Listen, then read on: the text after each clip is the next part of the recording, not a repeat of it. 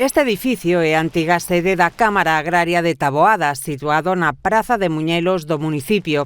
Unha construción de 1950 que desde hai tempo está en desuso polo seu estado de conservación. Pero isto vai cambiar grazas a un convenio de colaboración que veñen de firmar o presidente da Deputación de Lugo, José Tomé, e o alcalde de Taboada, Roi Rigueira, a través do cal, a institución provincial destina case 138.000 euros para remodelar o inmoble e convertelo nun local multiusos.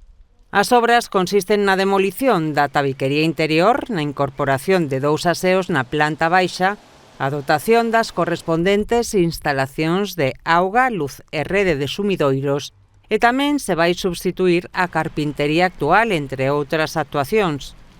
O presidente destacou o compromiso do alcalde Roi Rigueira cos veciños de Taboada e sinalou que unha das liñas que vertebran o goberno provincial é a colaboración cos municipios para que os veciños poidan ter máis e mellores servizos.